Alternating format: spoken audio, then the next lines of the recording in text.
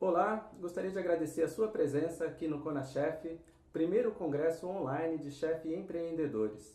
Eu sou Ivan Lacerda, um dos idealizadores do projeto, que tem por objetivo trazer profissionais renomados, experts na área de gastronomia, para trazer informação de conteúdo, informação de extrema relevância para você que já é um chefe de cozinha, que já tem um empreendimento ou que sonha, que busque desenvolver um novo projeto.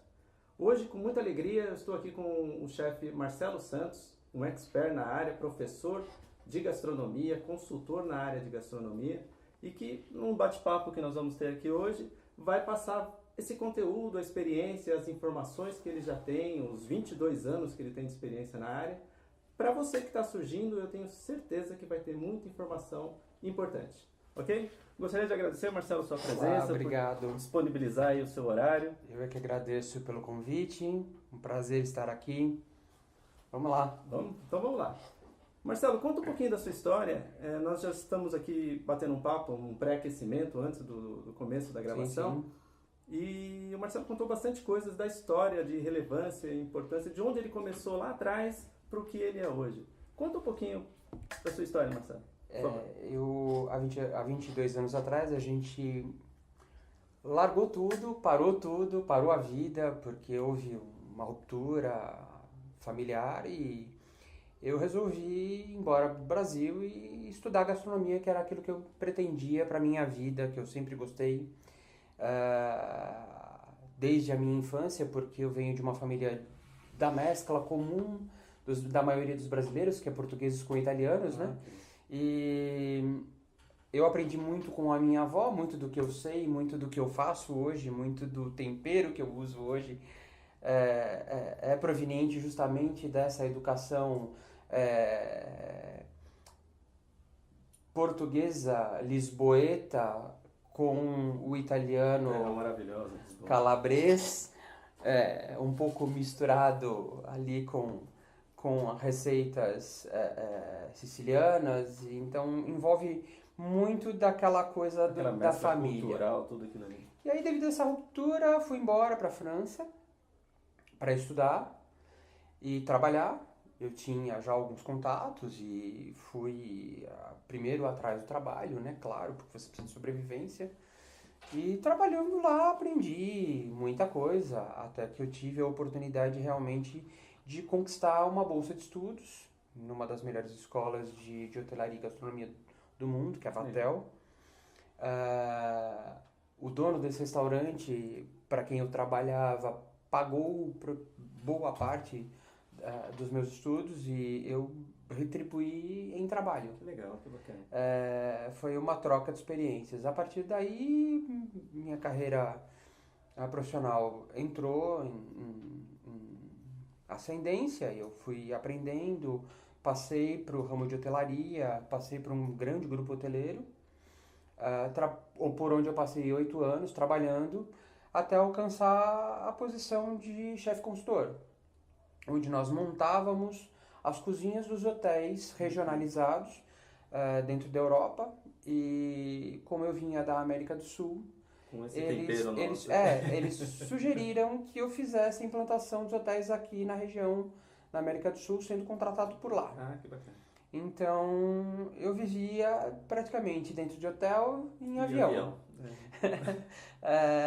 Com isso, a gente aprendeu a montar a equipe, a gente aprendeu a montar equipamento, como montar um cardápio, como desenvolver um cardápio regionalizado, utilizando elementos do dia a dia daquele povo, daquelas características daquela região, daquela cidade ou daquele país, buscando a tradição gastronômica daquele lugar, justamente para quê? Acolher não só o turista que vinha de fora para visitar aquele país, mas para que ele tivesse a experiência gastronômica dentro do hotel assegurada por todos aqueles elementos que ele poderia encontrar, desde uma barraquinha de feira até ingredientes que pertencem à alta gastronomia daquele país. Tá? E fizemos isso em toda a América do Sul e fizemos no Brasil durante um tempo. Em 2008 meu contrato acabou, eu passei ainda mais 2 anos na Europa, eu tinha feito um pé de meia. e fiz o que eu sonhava fazer. A minha ideia quando eu fui embora foi querer fazer um tour gastronômico, aprender a cozinhar como tem que se aprender a cozinhar, com as avós ali, com as pessoas das regiões. Então eu passei mais 2 anos viajando a Europa toda de carro e trocando dormida e comida pelo trabalho, para aprender com, experiência enriquecedora, né? exato, para aprender com os cozinheiros, com os chefes, com os donos E ali que tá a de essência, estalagens, de pousadas, como tratar aquele ingrediente regionalizado, o porquê que se fazia daquela maneira, e para que você utiliza o mesmo ingrediente da cidade vizinha, só que de uma maneira diferente. Né? E por que os faz? aspectos Né? culturais, Assim, aquelas coisas, todos os aspectos culturais, os aspectos financeiros, econômicos, talvez da região. olha, a economia aquela época era muito estável, né? Então havia todo uma base econômica para te sustentar. Era o começo, né, da União Europeia. Havia muito motivação para que havia muita motivação no sentido do crescimento e dando todo o suporte para esses novos europeus, né, advindos de uma cultura regionalizada, onde o teu país é o teu país, o meu país é o meu país. E esse conceito de querer tentar mesclar, do agregar, né, do levar o valor agregado para dentro de uma mesma região.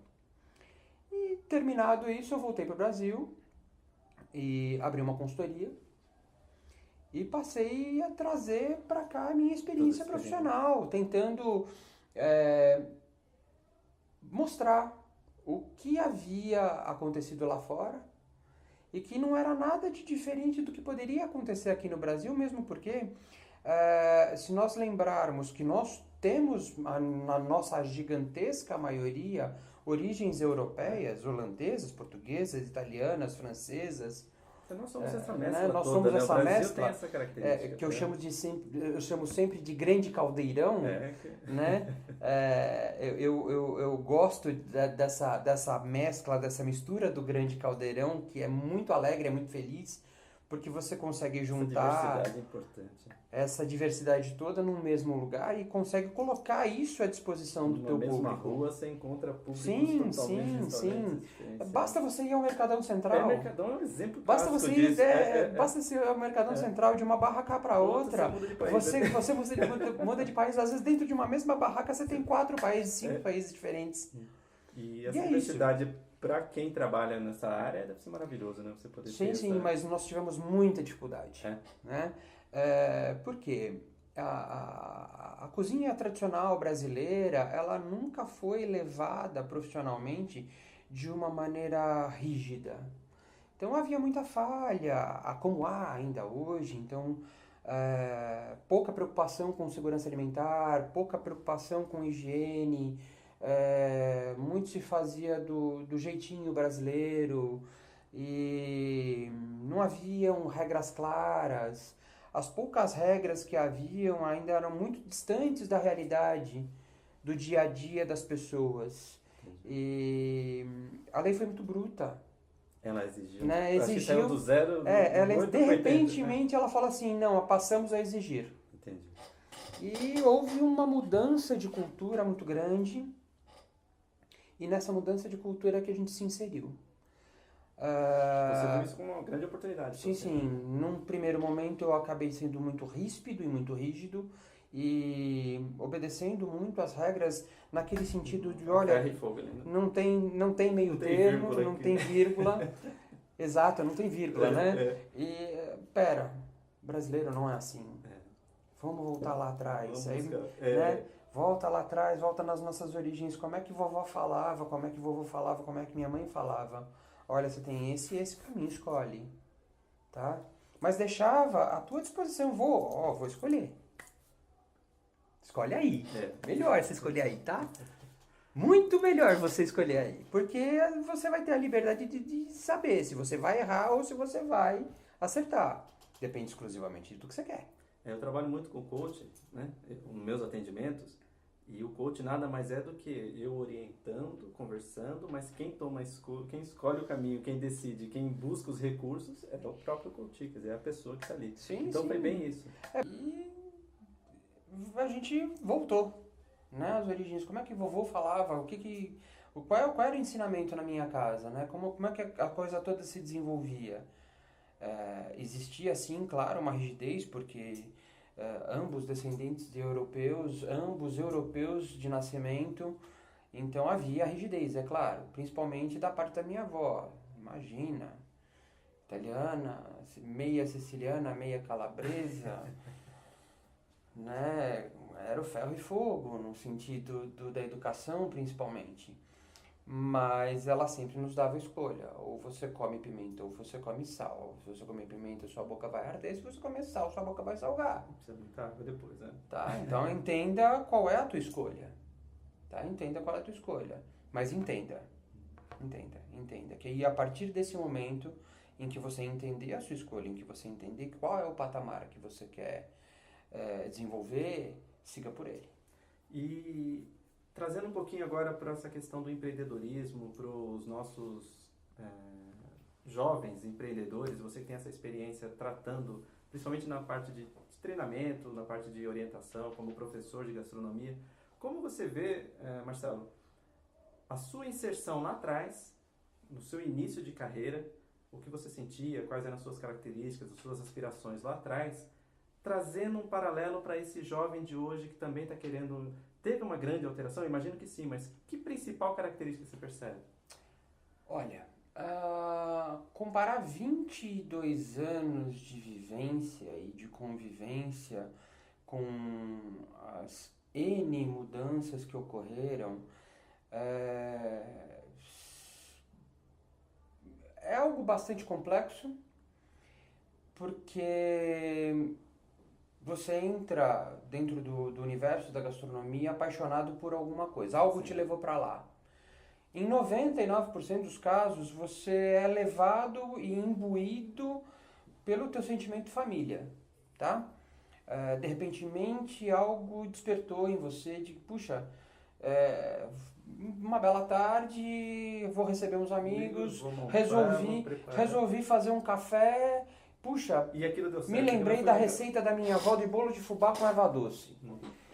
E aí você, putz, mas eu não tenho a menor habilidade com isso, mas de repentemente você se vê fazendo o bolo, você descobre que você tem aquelas habilidades, e aquilo te dá uma alegria, e é aquilo que desperta você de alguma maneira, aos poucos, ou por uma grande, ou às vezes acontece da pessoa ser despertada pela grande paixão, né? Da imposição, olha, puxa, nossa, mas meu bolo cresceu, ficou lindo e tal, as pessoas elogiaram, eu acho que eu tenho jeito para esse negócio e vou atrás. Que legal. Tá? E é justamente aí que nascem, eu não posso ser justo ou injusto, mas eu posso dar um número base aqui de que 70% dos alunos de gastronomia de hoje em dia estão nessa pegada. Estão indo por essa pegada. Vem daquela coisa da base das suas origens. Eles não percebem isso como sendo o grande motor, mas na verdade isso é o grande motor.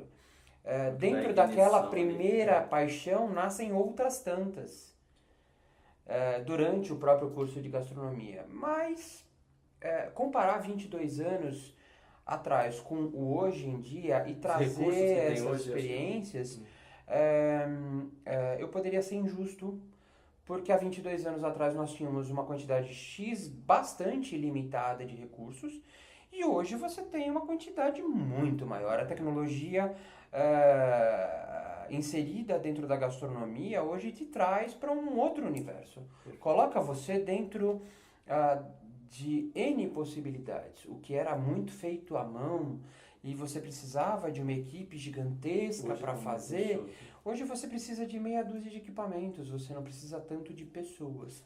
Isso é uma pena, porque corta a possibilidade da entrada das pessoas dentro daquela história da brigada sonhada por Auguste Escoffier, idealizada por Carôme, trazida nos livros, nos hotéis franceses. Aquela troca. Você tinha 21, 22 elementos dentro da cozinha, cada qual executando a sua parte para que o todo ficasse pronto. Processo, né? Então, essa experiência no hoje em dia já não é. Ela foi como é que eu posso amputada. A palavra correta, ela foi amputada. Você imagina que é pela essa agilidade, pelas essas coisas? Quais fatores que levaram a A isso? tecnologia é um pouco aliada disso e ao mesmo tempo culpada. Então, hoje a tecnologia... aquela coisa de você já montar, já ter todo o processo já quase automatizado. Não só a né? montagem, mas o preparo da história como um todo, né? Antes você fala, por exemplo, na gastronomia clássica francesa, de cortes de altíssima precisão, de milimétricos, né? Onde você mostra um corte julienne que tem que ser de 1,5 milímetro por tantos milímetros de comprimento. E, sabe? Então, toda essa escola é manual.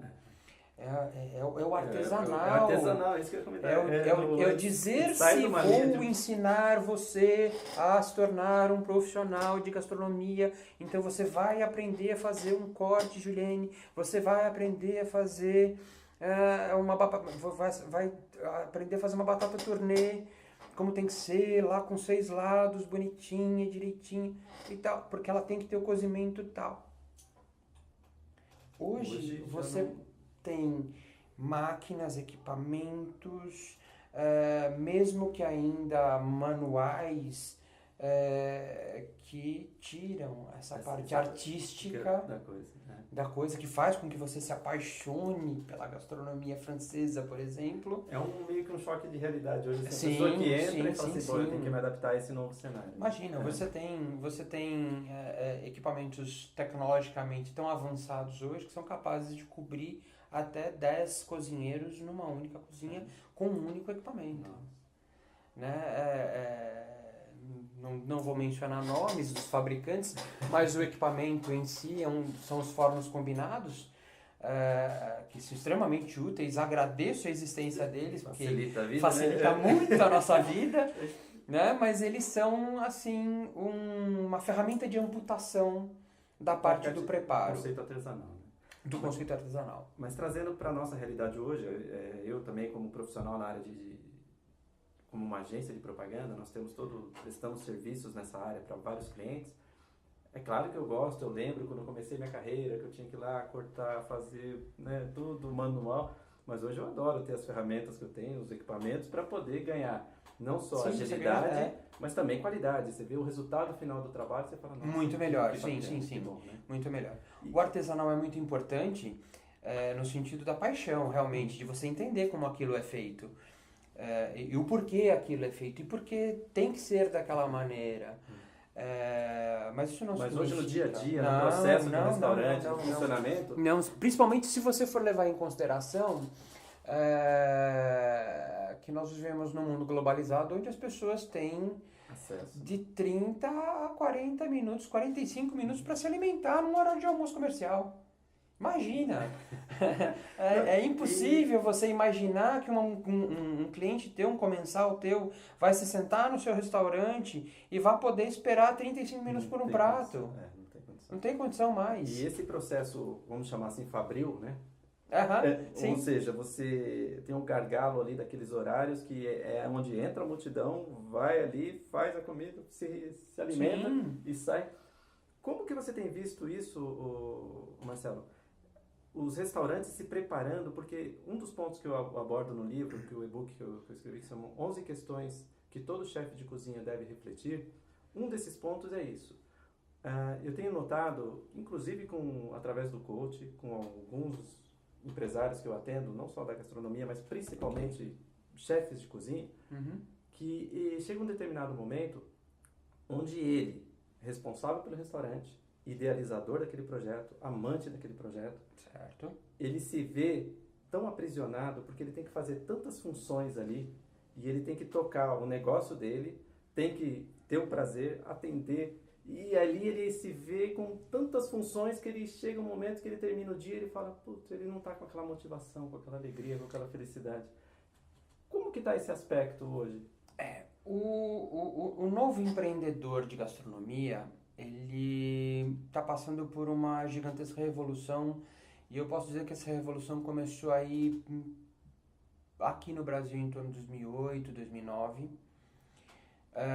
quando surgiram aí as grandes possibilidades, os grandes chefes, os artistas da gastronomia, e houve uma secção, houve uma separação, tá? Então você tem essa gastronomia do artesanal ainda feito voltado para um público de alta gastronomia. Então aí você tem grandes nomes, grandes chefes, que estão aí presentes nos guias, nas revistas, na TV, e que são focados nesse trabalho artesanal, mas também tem lá, dentro desse restaurante de alta gastronomia, onde tudo é artístico, o equipamento tecnológico para suportar e dar o adiantamento de todo um pré-preparo, muitas vezes adiantando o serviço de 4, 5, 10 dias. Depende, claro, da estrutura de cardápio que cada qual tem. Mas, basicamente, existe sim. Já um novo empreendedor, aquele do dia a dia, que quer abrir um restaurante, para atender a esse público que tem 30, 40 minutos para se alimentar, porque a sua hora de almoço é limitada a 1 hora no máximo, e dentro dessa hora de almoço... Pico, né, de entrega e... Sim, ele quer... Esse cliente, esse comensal, ele quer sair do escritório, entrar no restaurante, se alimentar e ir embora. Porque ele tem outras coisas para fazer, ele tem outros afazeres, tá? Então, esse novo empreendedor, ele enfrenta 4 dificuldades básicas. Primeiro, como atender rapidamente o meu cliente com a qualidade de um alimento, com a segurança alimentar, cumprindo as determinações legais, porque você tem que cumprir, ou então você vai se perder em meio às multas e penalidades que você pode vir a sofrer. Como colocar na cabeça da tua equipe de cozinha que ela tem que estar lá 6 horas da manhã e fazer todo um pré-preparo que artisticamente continua existindo, mas ele retira a parte artística, deixa a parte mecânica da história funcionar e tem como seu auxiliar os equipamentos tecnologicamente modernos para isso, que demandam um grande investimento. Esse é o segundo grande problema. O terceiro maior problema que esse empreendedor enfrenta é aonde é que eu vou buscar capital humano, pessoas profissionais que estejam engajados ou prontos ou queiram se preparar para isso. E comprometido com essa ideia, com esse conceito. O comprometimento, eu digo que é o quarto problema. O quarto problema é justamente o comprometimento. O comprometimento, hoje em dia, ele está ligado diretamente, Ivan, ao capital financeiro. Né? Claro, ninguém quer trabalhar de graça, pelo amor de Deus. Não estou aqui incentivando a isso. Nem é a minha pretensão, muito pelo contrário, claro, todo profissional de gastronomia precisa ganhar muito bem sim, tá? Mas assim, gente, vamos imaginar que há 22 anos atrás o Marcelo sentava num saco de batatas, 50 quilos, e cortava outro. Quando terminava aquele, ele trocava de lugar e cortava mais 50 quilos. E isso foi a minha vida, essa foi a minha vivência. Eu lavei muita louça, eu limpei muito chão, eu ouvi muito grito, eu ouvi muita bronca para aprender. E a resposta que a gente vê hoje nos grandes reality shows aí do Yes Chef, o Sim Chef, era há 22 anos atrás, para mim, uma realidade de vida. Eu tinha que ter essa humildade para reconhecer que ali era uma escola, eu tinha que estar aprendendo. Eu precisava aprender, eu precisava entender da onde vinha os elementos que eu ia utilizar para compor a minha parte do prato. Eu vim de uma escola onde se usava brigada de Escoffier. Então tudo isso é a composição do quarto problema. Essa paixão não existe hoje em dia mais. Foi quebrado isso. Isso foi quebrado. Então, muitos dos alunos de gastronomia acabam entendendo isso a partir do segundo semestre de gastronomia. Acho que vai despressurizando, né? Ele vai entender da realidade.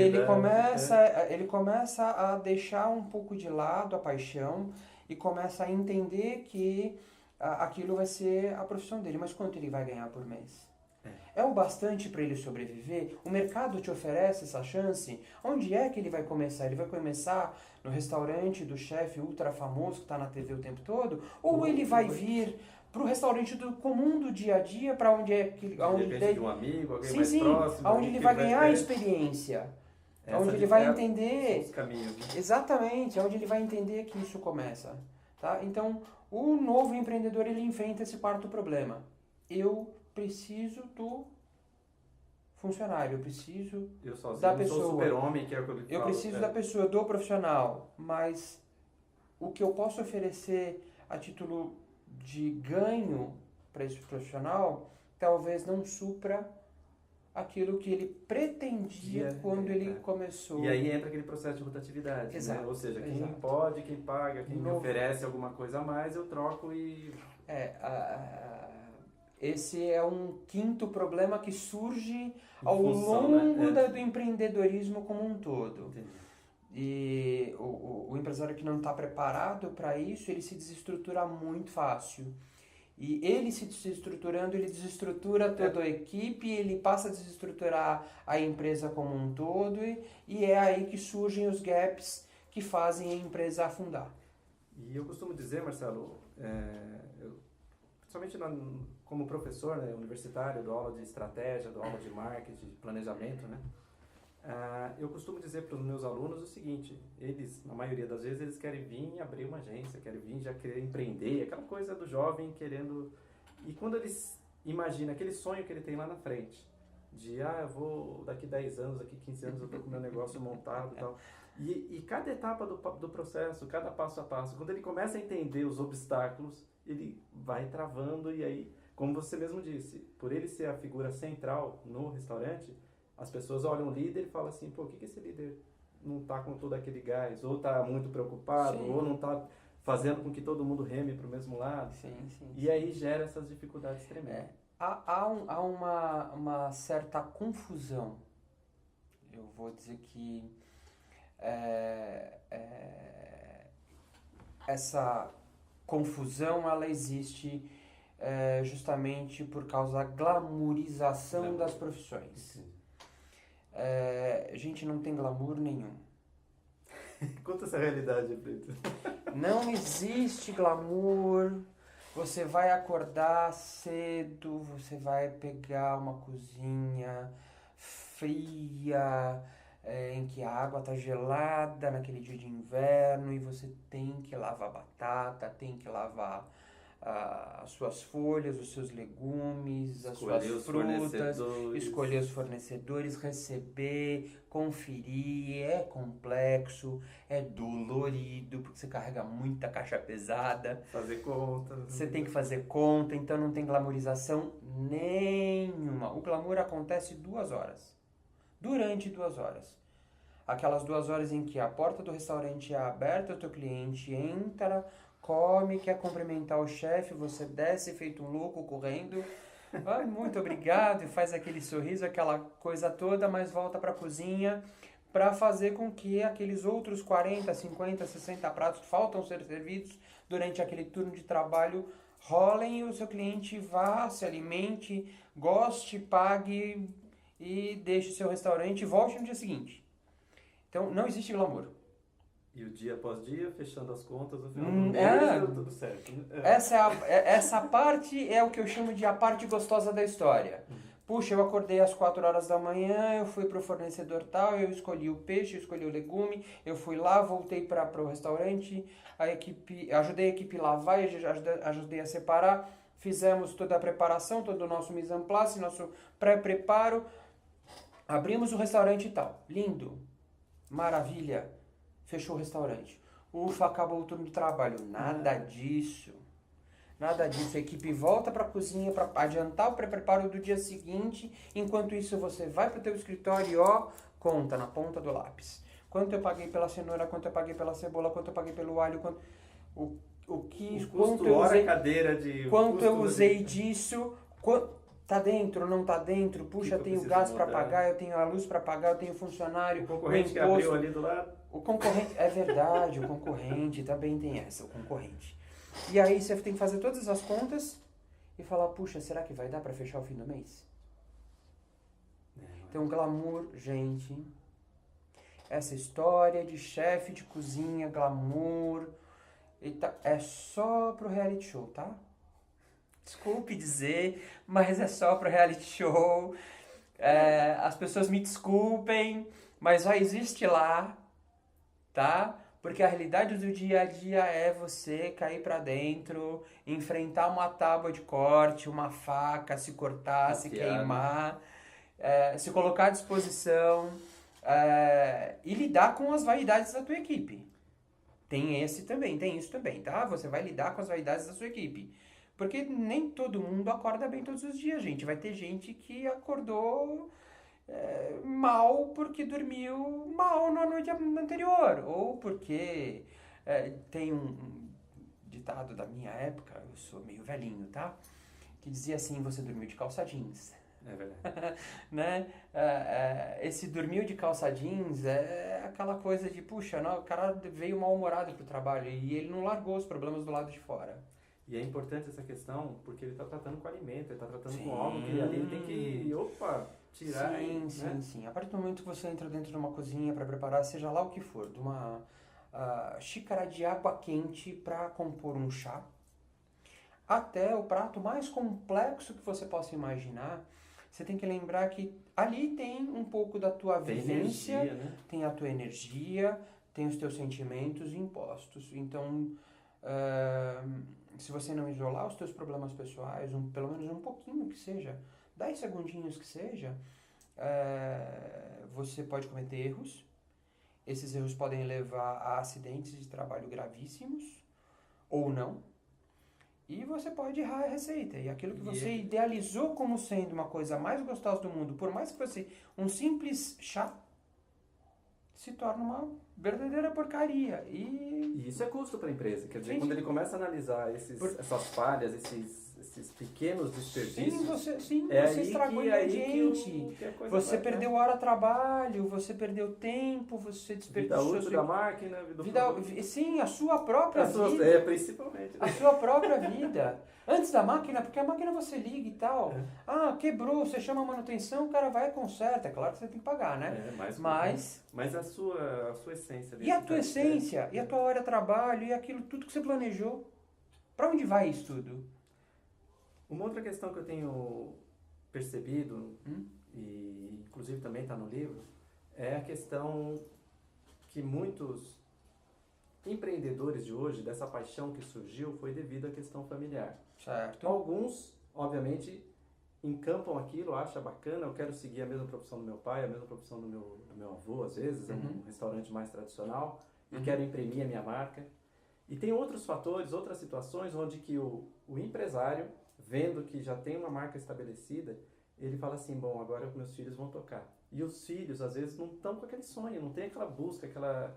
Como que você tem tratado nas suas consultorias, nos trabalhos que você atende, principalmente nos novos restaurantes, essa questão do familiar querendo passar para a sucessão? A associação do negócio em si, a associação... Sem a profissionalização. A associação por amor, né? Gastronomia, realmente, você precisa estar inserido dentro dela por amor. Ou você ama ou você odeia. Nesse ponto eu digo, não há meio termo. É uma escolha que você faz, é uma escolha para o resto da tua vida. É uma escolha feita, advinda justamente daquilo que você é enquanto pessoa, das origens pelas quais você se inseriu naquele meio, e vem muito da tua cultura familiar. Então, ou você ama ou você odeia. Ou você está de um lado da mesa como comensal, como o simples cliente que busca o prazer, ou você está do lado de cá da mesa como o servidor, como o proporcionador dos aromas, dos sabores e das texturas. Isso não ocorre de uma maneira muito natural, não. Pelo contrário, tá? Muito das famílias, né, tradicionais de dentro da gastronomia, e aí vamos procurar focar dentro da nossa maior colônia, que é a colônia italiana, ocorre justamente pela educação, né? Então, a vovó que tinha aquela receita que proporcionou ao filho que ele tivesse a ideia de abrir lá a cantina, o restaurante, a pizzeria, né? E aquilo cresceu, virou um negócio de família, sustentou a família toda, e nasceram outros filhos que foram absorvidos dentro do negócio por amor, e aí vem uma terceira geração, uma quarta geração, uma quinta geração que, entende que o mundo é muito maior do que aquele micro-universo e passa a querer expandir ou sair ou bater asas sozinhas. Novas experiências. Sim, né? sim. E você tentar puxar essas pessoas para dentro daquilo que a tradição dizia, não, o negócio passa de pai para filho. Isso não ocorre de uma maneira natural, principalmente com as últimas gerações. Essa é uma das dificuldades administrativas. Então, como lidar com isso dentro de uma consultoria é algo extremamente complexo, porque você vai ter aquele membro familiar como sócio inserido obrigatoriamente, mas ele é um sócio de papel. Ele não está na vivência, no dia a dia. Não, ele não consegue se inserir porque ele não tem... Ele mesmo se sente fora ele não processo. Ele não tem aquele vínculo que os mais antigos tiveram. Porque não foi criado nele? Não, foi criado nele.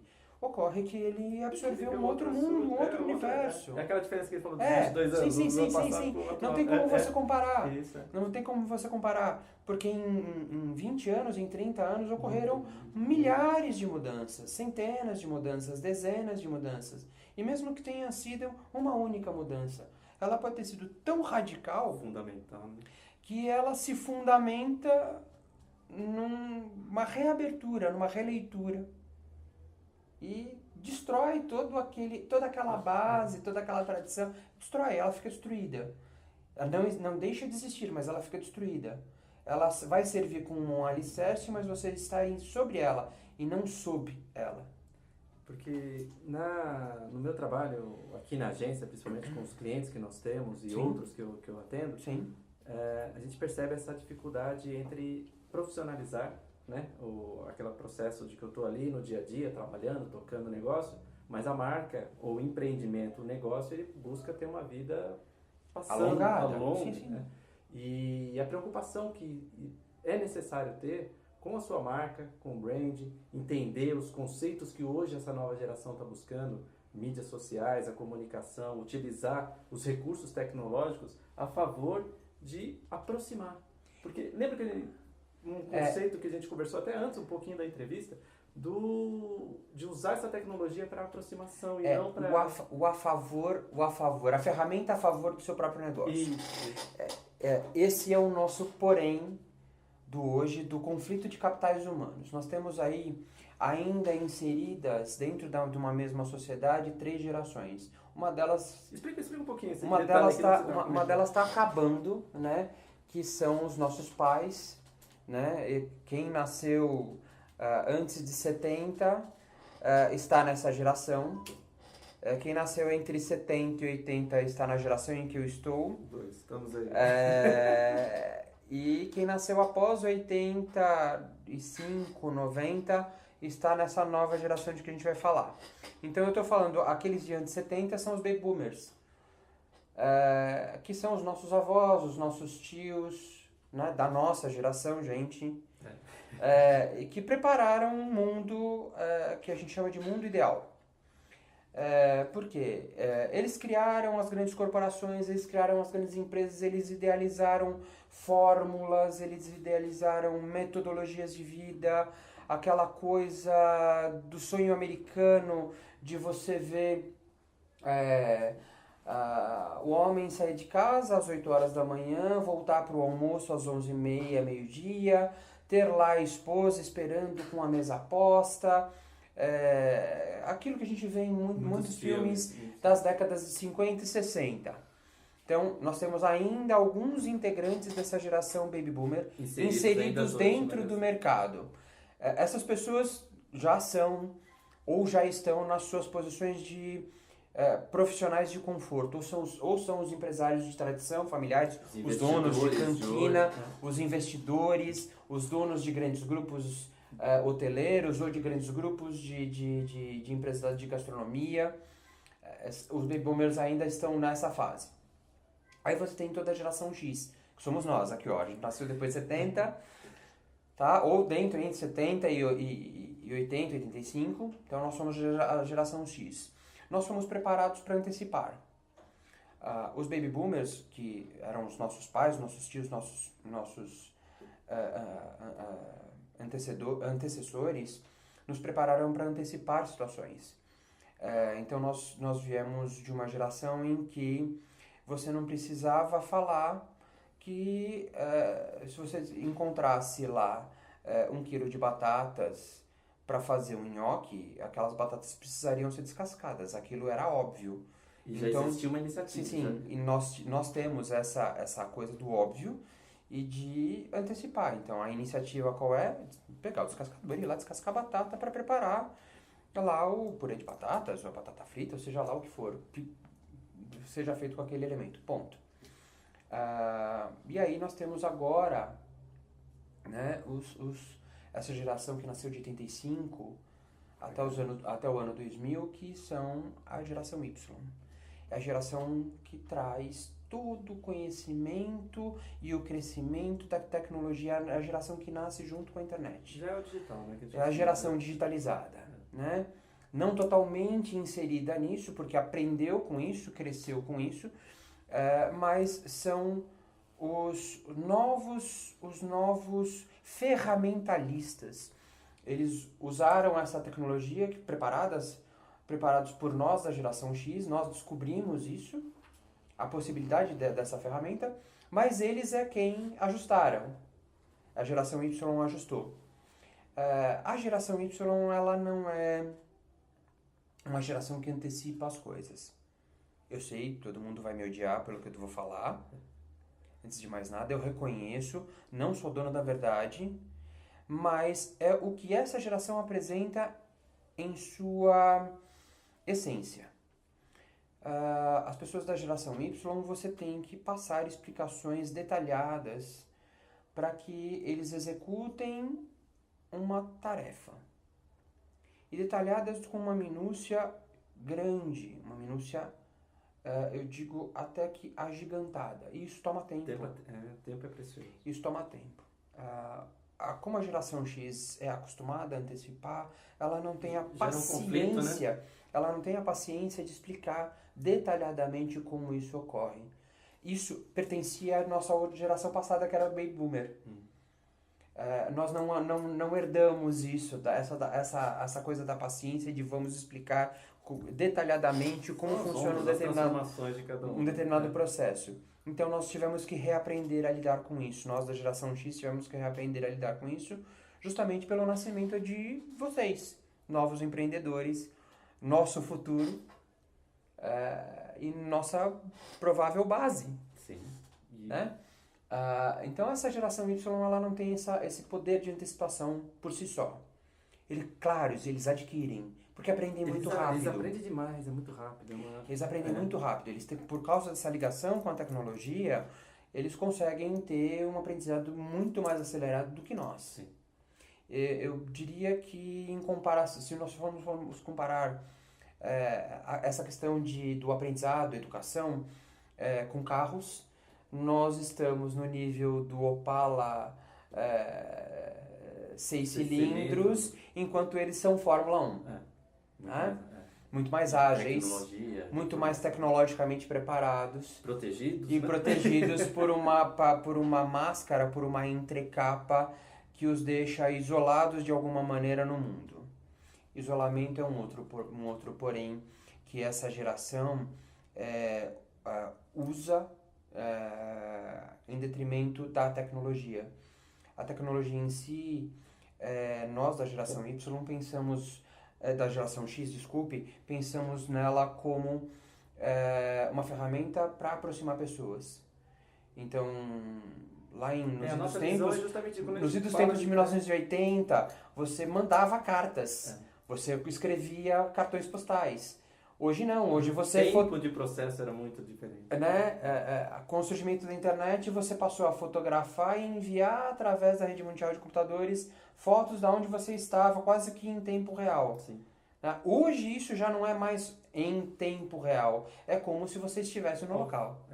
Né? Então, isso criou um grande problema, a separação. As pessoas se isolam muito porque utilizam essa tecnologia para ficarem inseridas dentro dela e esquecem da relação humana. Então, e esse é o ponto fundamental que eu queria abordar.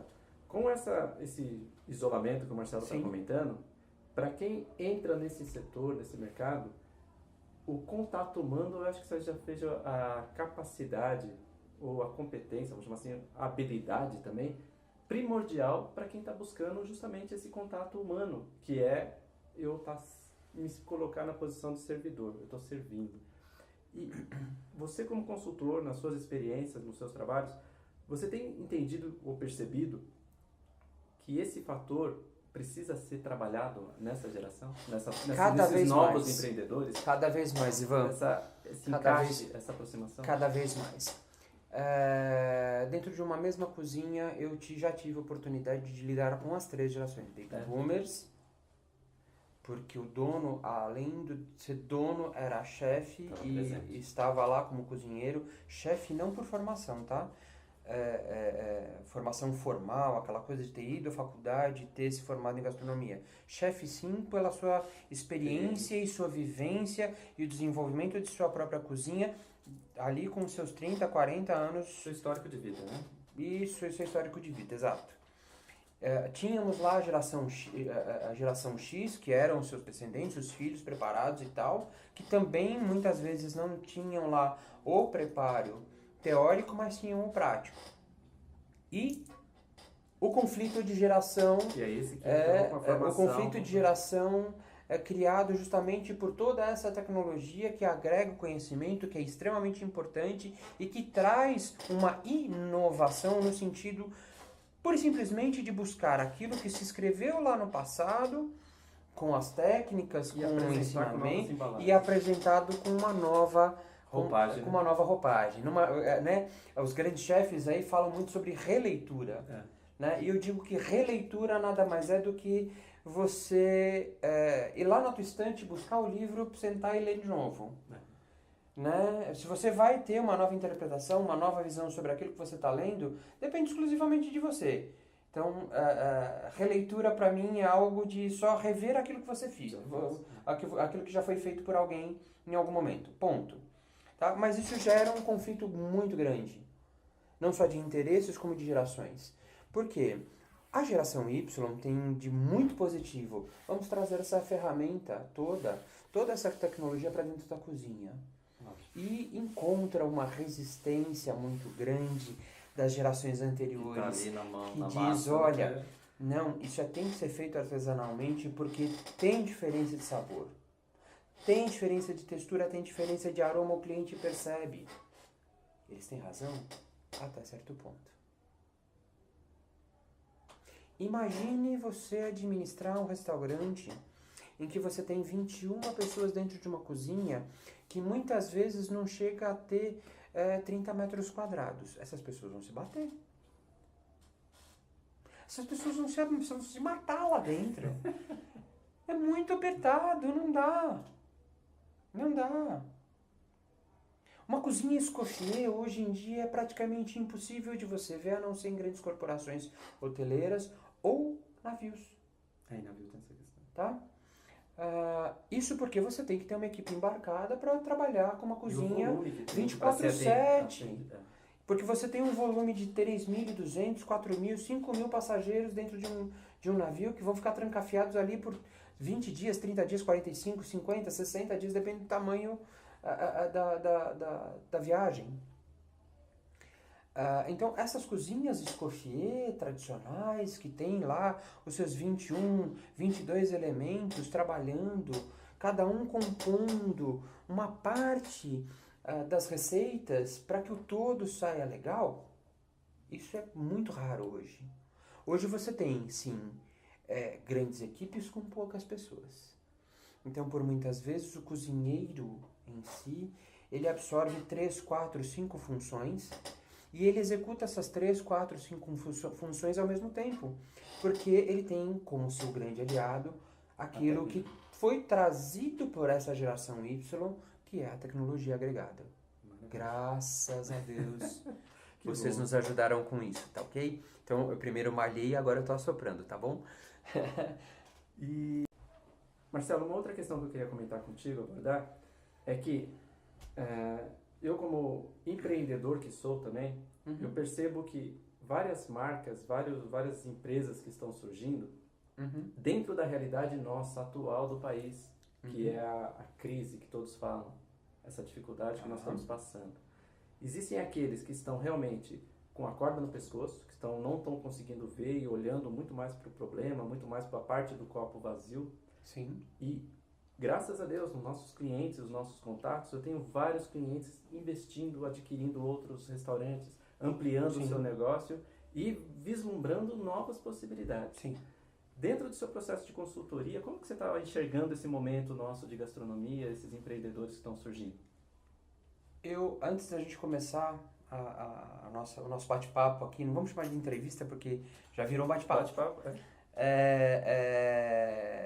Eu fiz para você uma seguinte pergunta. Você deixa de comer? Não deixo. Graças a Deus. E é uma coisa que dá muito prazer. Apesar de ser magro, né? Mas eu como bastante. O mundo hoje, ele vive crises sobre crises e sobre crises e sobre crises há muito tempo. Então, isso que se instalou no Brasil de chamada crise político-econômica, se a gente for olhar... Nós passamos por isso lá atrás, né? Para toda essa história de 30 anos, por exemplo, inflação, vamos pensar aí em 30 anos... 35 anos, vamos pensar desde o nascimento, do nascimento da nova tecnologia, do que fez surgir esse novo mundo em 80, nós viemos de várias crises. Né? A gente se inseriu em diversas crises. E essa renovação, né? E é justamente isso que nos moveu para a renovação. Foi exatamente isso que nos trouxe aonde estamos. Porque você não deixou de comer? Não. Diferentemente disso, Ivan, o fato de você não ter deixado de comer só te deixou mais saudável. Ou manteve a tua vida em ordem, ok? Então, o novo empreendedor de gastronomia que tem o sonho de abrir um negócio e ele olha para esse contexto todo, nossa, mas os impostos, os preços, tudo... Quem não se lembra da crise dos tomates? Sim. Em 1986. Gente, não tinha tomate. De repentemente, toda a indústria de molhos parou. Você não tinha tomate nem para fazer salada. Você não conseguia encontrar um tomate na feira. A indústria não sobreviveu? Não temos aí grandes marcas? Sim. As grandes corporações, a grande indústria, elas estão aí. Mas não, elas tinham estoque, eu tinha um capital, eu tinha um dinheiro. Não, gente. Gente, é simples. É uma questão de você administrar aquilo que você tem. Diga-se por passagem aquele velho ditado em que se diz: se te derem um limão, faça uma limonada. E nada mais adequado para o mundo gastronômico. Né? Então, antes de você olhar a metade do copo vazio, como você mesmo disse, vamos olhar a metade cheia? Sim. Vamos olhar a metade cheia? Será que não há uma oportunidade nessa metade cheia? Será que não há como você colocar a tua empresa no mercado, fazer ela nascer, utilizar dessas técnicas todas que existem por aí, esses ensinamentos todos? Será que essas pessoas todas Mundo afora não pensaram em como administrar, em como fazer, em como manter, em como comprar, em como usar essa tecnologia, gerar diferenciais competitivos, usar o capital humano. É uma questão de busca, leitura, pesquisa e colocar em prática. Não adianta ficar na teoria. Você precisa de atitude. Primeira coisa que você precisa fazer, atitude. Tá, li, entendi, comecei, ótimo. Ouvi conselhos, vamos colocar isso na prática. Ou você faz isso, ou pura e simplesmente, amigo, você vai ter uma bagagem maravilhosa, mas ela serve exclusivamente para você. Você não passou para frente. E um outro detalhe que eu comento, Marcelo, nas minhas aulas, que a gente estimula muito o empreendedorismo lá. Sim. E eu percebo, e isso eu também confesso que eu também sofri isso durante algum tempo na minha carreira. Sim. Você busca fazer um novo patamar, eu quero chegar num outro ponto, e aí eu vou buscar informação, eu busco. E eu criei para isso um nome que eu senti na pele. Eu criei um nome chamado que isso é um saco. É um saco por quê? Porque é a síndrome de acúmulo de conhecimento. Você fica ali conhecendo, buscando, querendo, e você não está imobilizado. Aquilo vai te imobilizando e você não dá o próximo passo, que é o agir. Então, uma frase que eu ouvi algum tempo atrás e eu tenho aplicado todo dia na minha carreira, todo dia no meu dia a dia, quando eu acordo cedo, é: feito é melhor que o perfeito. Com toda certeza. Com toda certeza. A busca da perfeição é uma utopia que enlouquece qualquer profissional de qualquer área. Não existe perfeição, gente. Nem Cristo foi perfeito, ele não agradou a todos. Não houve possibilidade de sequer tentar agradar a todos. Então, por favor, parem de buscar a perfeição, porque perfeição não existe. Perfeição é algo que se filma. Bom, vamos partindo agora para o encerramento desse nosso bate-papo, né, que acabou se tornando. Sim. Mais uma vez eu quero agradecer a sua presença por estar até aqui agora. Eu aqui te agradeço, Ivan. Muito obrigado pelo convite. E eu gostaria, assim, só para concluir, que o Marcelo desse aquela sacada, aquela dica, aquela sugestão que ele fala assim: nossa, hoje eu gostaria que se o empreendedor que está indo, pensando em abrir esse negócio, pensando em surgir, aquilo que ele precisa ter de fato para falar assim: ó, eu vou ter sucesso com isso. Sem isso, esquece. Eu não gosto da palavra dica, porque a dica lembra a sugestão, que lembra algo muito pessoal, que é o sentido da escolha. Sim. Eu gosto de usar o insight. Ótimo, né? Ótimo.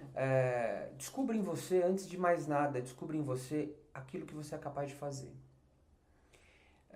Use tua criatividade o tempo todo. E antes de você colocar a mão na massa, que vai ser necessário, o passo obrigatório, fazer. Busque, aconselhe-se, leia. Não se contente com uma única opinião. Vá atrás de mais informações. Reúna todas elas. Coloque tudo isso numa balança e verifique aquilo que é aproveitável para a tua prática imediata e aquilo que é a tua bagagem que você vai usar em algum outro momento. Você tendo esses 3 elementos na tua mão, o conhecimento, a criatividade e a prática, você chega ao elemento principal, sucesso. Mas depende exclusivamente de uma única coisa desses 3 elementos, tá? O fazer, o trabalho. Não há nenhuma outra maneira, nem sequer no dicionário, tá? Em que o sucesso venha antes do trabalho. É necessário muito trabalho. Então, a gastronomia principalmente, porque ela é dotada justamente do trabalho para o amor daquilo que você coloca no teu prato. Essa é meu insight. Que ótimo. Obrigado, Marcelo, Eu que te agradeço, Ivan. Muito obrigado pelo convite. por ceder aí um horário num sábado de manhã, que Muito foi o horário obrigado, que nós obrigado. nos encontramos aqui para Com certeza. poder transmitir essas informações. Espero que vocês que estão aqui conosco até agora tenham gostado desse conteúdo. E fica aqui o convite para se trazer novas pessoas, outras pessoas que você acha que esse conteúdo relevante do CONACHEF, que é o primeiro congresso online para chefes e empreendedores, se isso vai servir para você, eu tenho certeza que também servirá para um amigo, para alguém próximo de você, para que venha fazer parte dessa nossa comunidade. Ok? Muito obrigado e até a próxima. Obrigado, Ivan. Um prazer.